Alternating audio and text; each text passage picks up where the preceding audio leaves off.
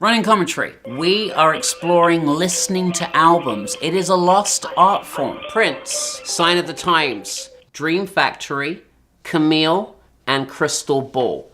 These were the three original album titles that were circulating for Sign of the Times.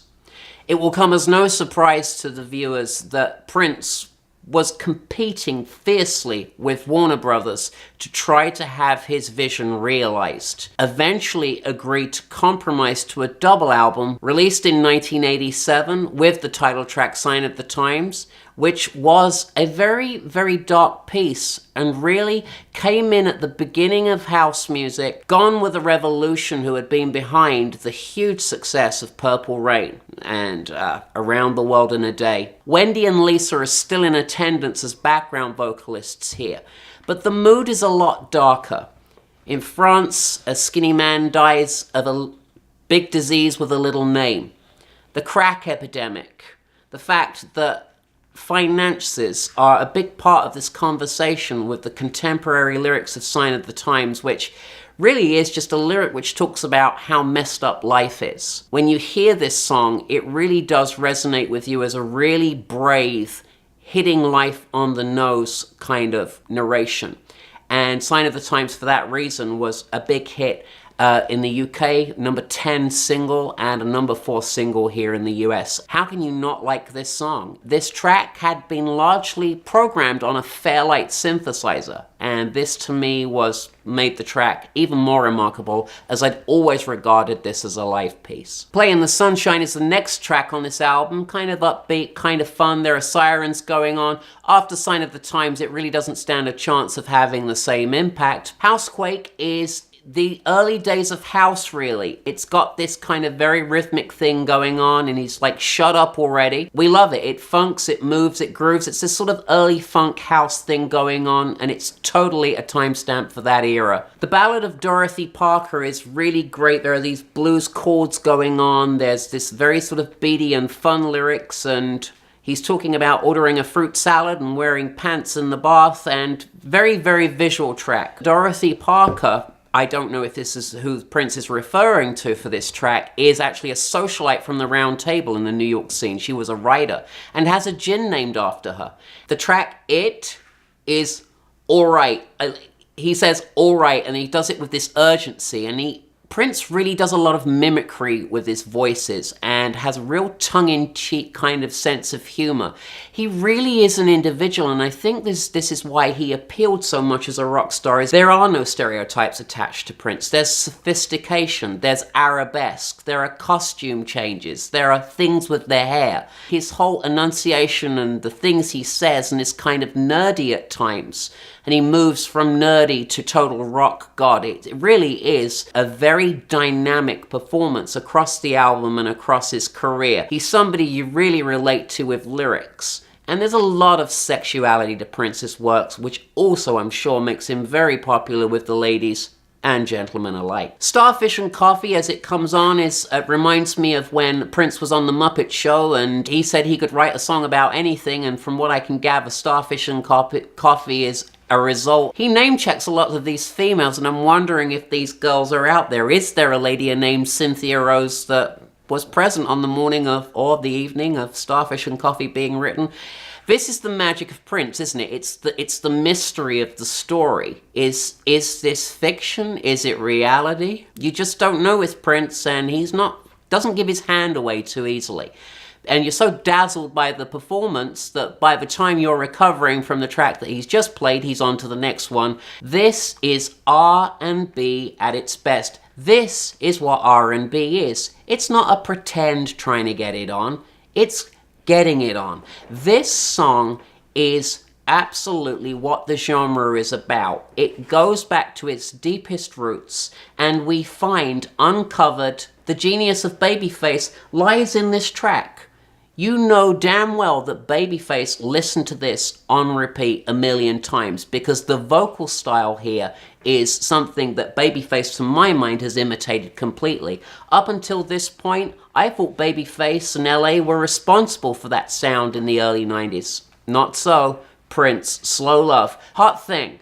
is this very kind of, again, this 80s kind of funk thing with this synthesized, syncopated, rhythmic. The sexual references here are not held back. There is a parental advisory sticker on this album. It is deserved. Again, Prince is not too concerned whether this is your cup of tea or not. He's just telling it like it is. Forever in My Life, what stands out for me here is that it's a great rhythm. There are so many great songs on this album. I can't give all of them all of the props. You know, some are better than others.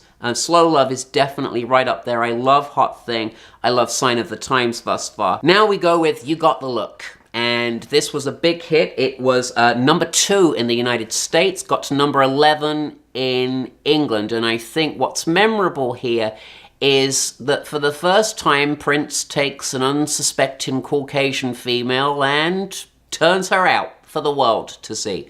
Sheena Easton, who previously had been resplendent in nylon blouses and a very sort of teased two-sword haircut, suddenly came out as a sexy vamp, and the Scottish Siren was turned into Prince's cohort on this record. You know, if you listen to Modern Girl and then you listen to You Got the Look, it's just not the same thing. This woman has now become a woman. If I Was Your Girlfriend, it starts with an orchestra tuning, and then has a wedding march, and then becomes a very funky kind of freestyle single. Number 20 in the UK, it was not released as a single in the US. There's a talkover regarding undressing, where again, Prince takes on this dirty voice and saying, you know, if I don't feel embarrassed taking all of my clothes off in front of you, why would you? Again, the sexual liberation of the 70s is probably Prince is just kind of taking this on single-handedly and continuing that sexual revolution and saying the kind of things that people on the streets say. I mean, I really do think that these lyrics were on point, and they were dressed up in a musicality and with enough drama and theatre to make you feel as though what you were doing was a little more legitimate. A Strange Relationship was one of the tracks that had been written in 1982, together with If I Was Your Girlfriend, and was sounded very fresh in 1987 when it was released on this album. And Relationship is what things, it bounces along, it has a great rhythm. I Could Never Take the Place of Your Man is the next track on the album. It's number 10 in the US, number 29 in the UK. I would say that this is the poppiest song, and for that reason, my least favorite. I think there's some kind of social commentary going on. She's got kids already. He doesn't really want to get tied down with that. He's into the sexual aspect of it. He really doesn't want to get bogged down with her children. The Cross, I absolutely love. This ties in with the It Never Snows in April kind of thing that's going on Parade.